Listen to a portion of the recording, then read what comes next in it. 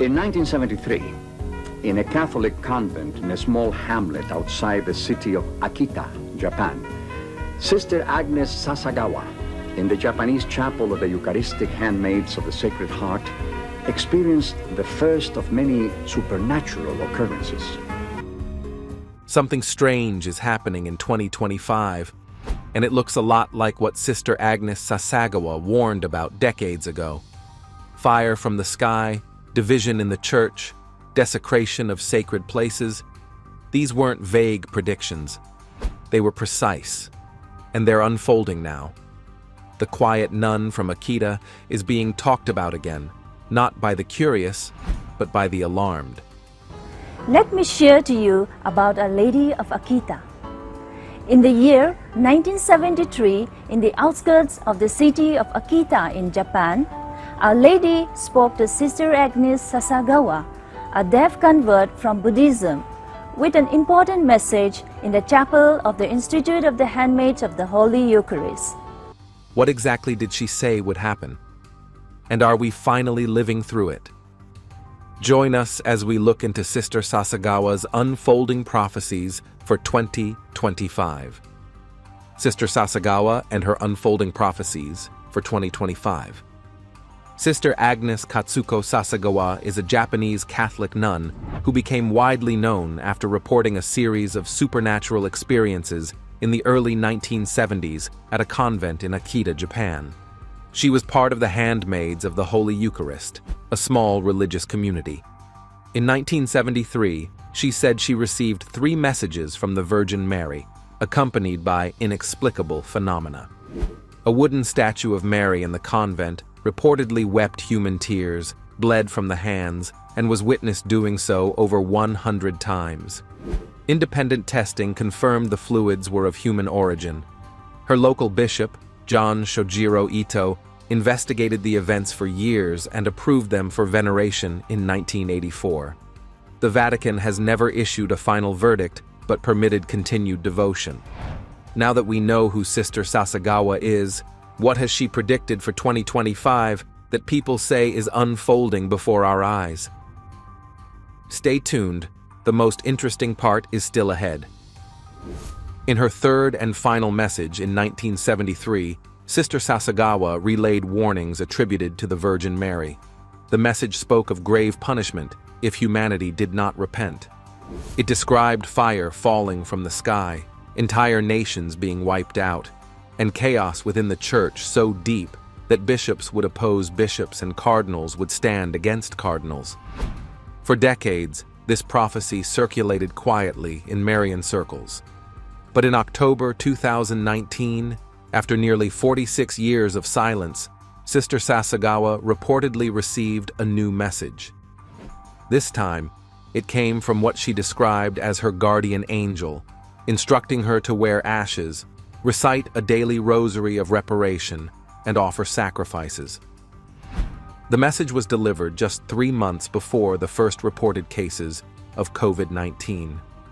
Many believers took this as a signal that the Akita prophecies were reactivating. Since then, global events have continued to match elements of the original warnings. Now to growing concerns about the deadly coronavirus officially hitting the U.S. Here's what we know. A Washington state resident fell ill after returning from Wuhan, China, where the outbreak began. Officials now say more than 400 people have been sickened and 9 people have died.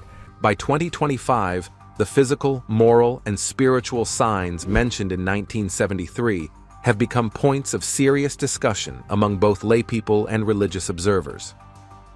One of the most discussed parts of the prophecy is the phrase, "Fire will fall from the sky," leading to massive destruction and the annihilation of nations. In the past 2 years alone, wildfires have reached historic intensity. In 2023, Canada experienced the worst wildfire season in its recorded history, with millions of hectares burned. Canada is enduring its worst wildfire season of the 21st century. 4.7 million hectares of forest have been burned. Similar disasters affected parts of Greece, Chile, and California. Ash from these fires blanketed cities, and people were forced to wear masks due to toxic air quality. Drone footage captured orange-tinted skies and abandoned towns. Beyond fire, volcanic eruptions have increased. In late 2023, Iceland's Reykjanes Peninsula erupted after years of dormancy, spewing lava near populated areas. Indonesia's Mount Merapi also erupted violently, displacing communities and covering villages in ash. These events have been covered in major global outlets. For followers of Akita, the increasing number and severity of these disasters are interpreted as visual evidence of the chastisement predicted in Sister Sasagawa's 1973 messages. The prophecy also warned of internal collapse within the Catholic Church. It mentioned a time when confusion would be so widespread that even church leaders would oppose each other. This warning has become especially relevant since the end of 2023. Sharp divisions among bishops and cardinals have erupted over theological issues and church policy. One major point of conflict has been the Vatican's approval of blessings for same couples under certain guidelines. Several bishops in Africa and Eastern Europe have openly rejected the directive, calling it heretical. Others in Western countries have embraced it. In addition, disputes over liturgical reforms, including the restrictions on the Latin Mass, have deepened rifts. Some cardinals have issued letters contradicting one another. Synods meant to promote unity have instead sparked more debate. Catholic commentators and journalists now frequently cover the tension between different church factions. For many believers in Akita, this visible disunity fulfills the warning of division at the highest levels of the church. Desecration of religious symbols and places has also increased, matching another element of the prophecy. In France alone, over 800 churches have reported acts of vandalism since 2022. Sacred statues have been decapitated, tabernacles stolen, and altars desecrated. In the United States, statues of Mary and Jesus have been spray-painted or broken in multiple cities. In Nigeria, armed attacks on churches have resulted in deaths and the destruction of sacred property. Our top story this hour in Nigeria, a Catholic church in the state of Ondo came under attack by gunmen. At least 50 worshippers, including women and children, killed. Reports confirm that some of these attacks occurred during Mass or religious festivals. The Vatican and Catholic news agencies have acknowledged this rise in anti-Christian acts. In one high-profile case in Spain, a man entered a church and smashed sacred items during a live-streamed service. In response, groups devoted to Akita and similar apparitions have organized public rosaries and reparation campaigns in cities around the world. They view the desecrations not as isolated incidents, but as clear signs that the moral and spiritual breakdown warned of by Sister Sasagawa is happening now. Now, what was the upbringing of this sister like? How was her early years? Let's get into it. The human behind the prophecies, Sister Sasagawa, Agnes Katsuko. Sasagawa was born on May 28, 1931, in a rural area of Niigata Prefecture, Japan. She was raised in a traditional Japanese family with no Catholic background. During her youth, she suffered from multiple health complications, most notably a debilitating illness that left her bedridden for over a decade. At the age of 19, she was diagnosed with a rare and painful condition known as incurable appendicitis, which resulted in several failed surgeries. Eventually, her condition worsened to the point of paralysis. These early years of physical suffering became central to her later spiritual development. While hospitalized, she encountered Catholic nuns who introduced her to the teachings of Christianity. This exposure deeply impacted her, leading her to a growing interest in the Christian faith.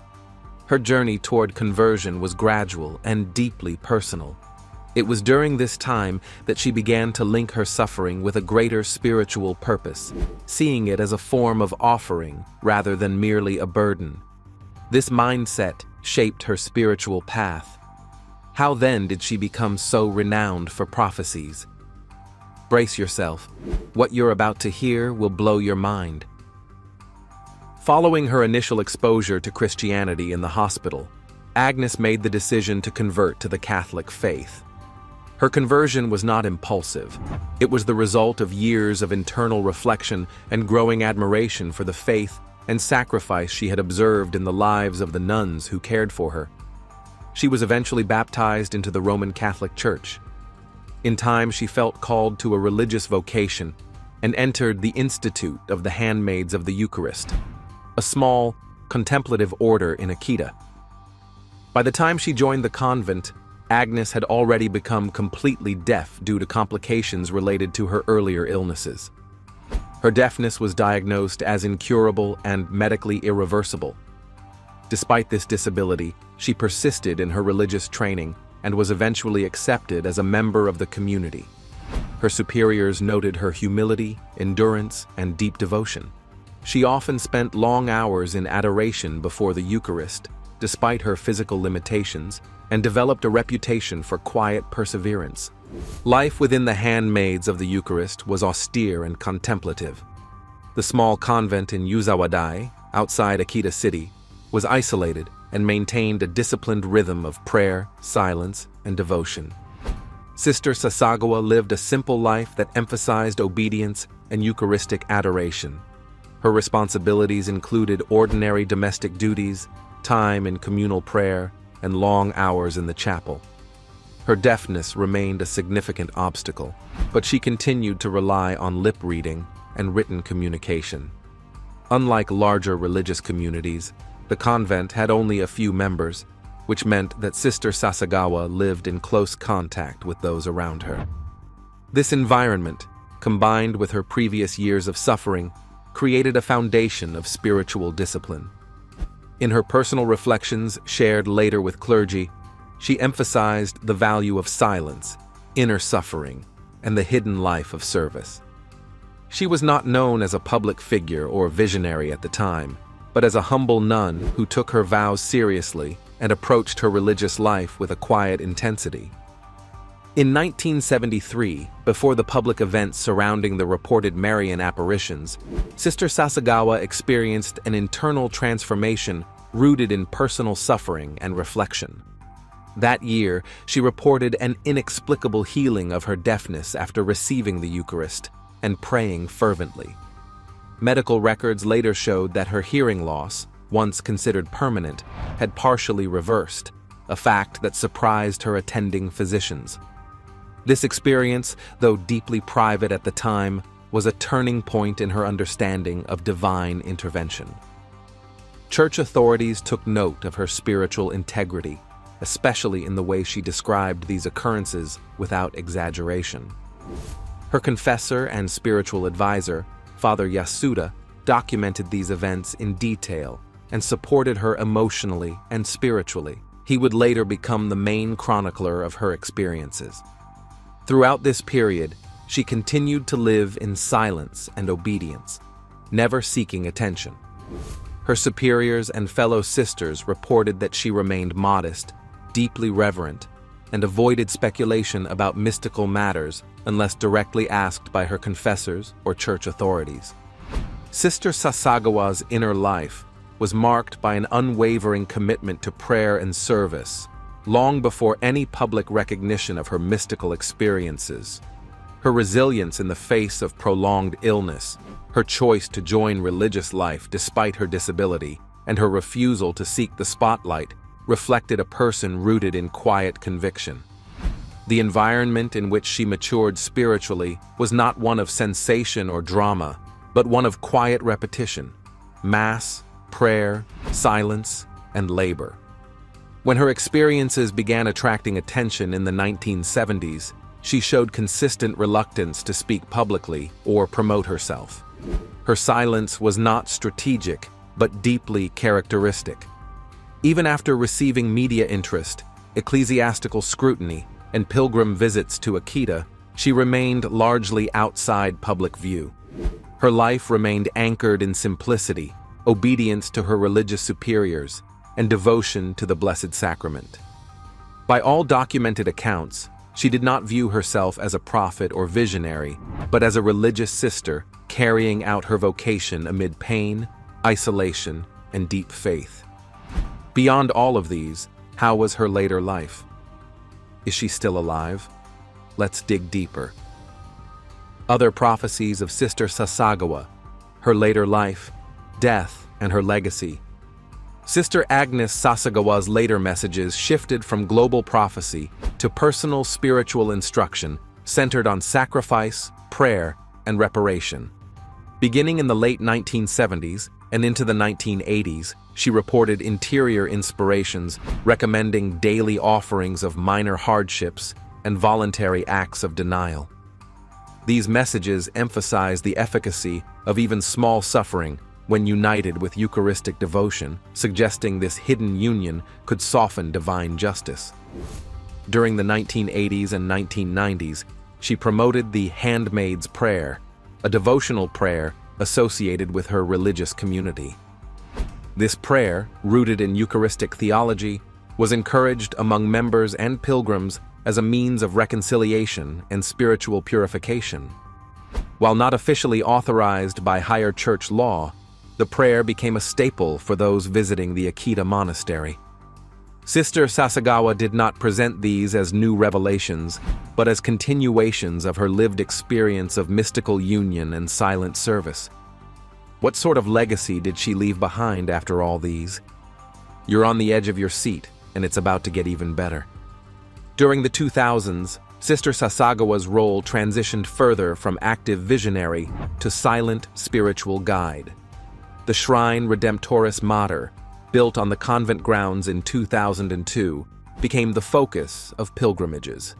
Though declining in health, she personally met visitors in private moments, often blessing them, offering short prayers, and sometimes providing handwritten encouragement. Reports from retreat organizers and pilgrims dating from 2005 to 2020 confirmed that Sister Agnes accepted petitions, prayed for individuals, and gave counsel, all conducted in humility within the convent's restricted area. She remained committed to her cloistered vocation, rarely leaving the premises even for special events, despite growing international interest. As her infirmities progressed, she spent increasing time in the infirmary chapel. Her continued participation in prayer life, even as hearing and mobility declined, reinforced the theme of hidden endurance that had defined her earlier suffering. Medical and ecclesiastical records show that after 2010, Sister Agnes required ongoing treatment but chose to remain within convent walls. Her order arranged for regular home care visits and access to basic medical facilities without public fanfare. Interviews conducted by local diocesan staff in 2018 and 2019 highlighted that Sister Agnes remained mentally sharp, aware of global events, yet chose not to offer commentary. She was consulted by her spiritual advisors on pastoral guidance for pilgrims, but never gave teachings herself. Instead, she maintained a stance of contemplative presence, often seated near the statue of Mary, silently praying. During this period, the convent documented that she continued to recite the rosary daily, maintained Eucharistic adoration, and often offered her suffering in solidarity with clergy and lay people. This private ministry continued up to 2024, grounding her legacy in consistent service rather than spectacle. Sister Agnes Sasagawa died early on August 15, 2024, at age 93. Sister Agnes Sasagawa, a Japanese nun known for her Marian visions, popularly known as the Visions of Our Lady of Akita, passed away at 93 on the Feast of the Assumption of the Blessed Virgin Mary, coinciding with the Feast of the Assumption of Mary. She had been under medical care for some time, and her death certificate cites natural causes. Church authorities confirmed that her body was donated to a medical school in accordance with her wishes. A private requiem mass took place at midnight on the convent grounds, attended only by her religious family. A public funeral followed on August 17th at the local parish in Akita. The timing of her passing on the day commemorating the Virgin Mary added symbolic resonance for believers. The Diocese of Niigata did not issue an official statement, though the current bishop acknowledged her death. Reports by global Catholic media noted the date and manner of death, referencing her fulfilling life, her service, and the shrine at Akita that continues to draw pilgrims. Worldwide Catholic media carried her obituary with notes on her silence and humility. OSV News and Catholic News Agency confirmed she died on August 15th at the convent, aged 93. The body donation, private funeral arrangement, and the lack of formal Vatican statement were emphasized. Zenit reported that the funeral drew only her religious community and highlighted her choice of final home. UCA News added data on her burial on August 17th. Catholic Insight reflected on her death, noting it occurred on a Marian liturgical celebration. None of these reports claimed new supernatural manifestations, but focused on her spiritual witness. Pilgrims and international prayer groups responded by organizing rosary vigils and Eucharistic adoration in her memory. The shrine in Akita saw a notable increase in visits in the weeks following her death as petitioners sought to honor her legacy. Pilgrim patterns and devotional activity around Sister Sasagawa have grown in recent years. Data from the shrine's administration show approximately 7,000 pilgrims visited annually before 2023. Numbers spiked following her death, with visitor figures rising 30 to 40% over the following 6 months.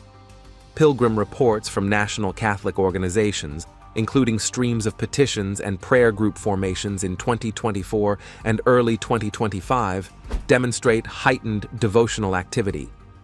Annual SSPX pilgrimages scheduled for May 2025 were already in planning stages by late 2024, reflecting growing interest in Akita. The shrine itself remains modest in structure and seating, but continues to host small-scale Catholic workshops focused on Eucharistic devotion and private revelations. The pilgrimage style reflects a contemplative atmosphere built around silent prayer and personal petitions, echoing Sister Agnes's own way of living revelation. Theologically, Sister Sasagawa's legacy is gaining attention in Mariology and studies of private revelation. Referenced in new Vatican guidelines of 2024, intended for discerning private apparitions, Akita appears as an example of local church-approved yet non-public instances of Marian involvement. Academic institutions in Manila, Rome, and Tokyo have begun including the events of Akita in research seminars on modern Marian phenomena. Correspondence to theological journals describe her life as an interplay between hidden suffering and visible signs. A limited number of petitions for her cause have been circulated among bishops in Japan, but no cause for beatification has been formally opened. In her own order, the handmaids of the Eucharist have begun archiving her letters, original messages, and correspondence with church authorities, with plans for eventual publication of source material in digital form. These efforts align with local diocesan support, but have not yet prompted Vatican action. Sister Sasagawa's final legacy is rooted in her persistent offering of suffering and devotion, rather than prophetic pronouncements. Her later messages on small sacrifices, prayer, and Eucharistic union designate a path for personal sanctity rather than public intervention. Her death punctuated this pattern, quiet, unassuming, and liturgically significant. The continuation of pilgrimages and theological interest signals an enduring devotional impact. Her life, spanning from illness to mystical phenomena to silent witness, offers a model of fidelity grounded in the Eucharist and obedience.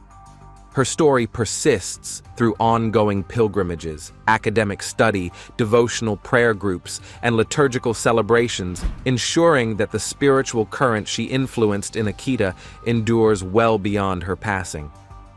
What if everything she saw is just beginning? Is the world ready for what comes next? Drop your thoughts in the comments. If you enjoyed this video, remember to like, share, and subscribe to our channel. Don't forget to check out the next video on your screen. You will enjoy it.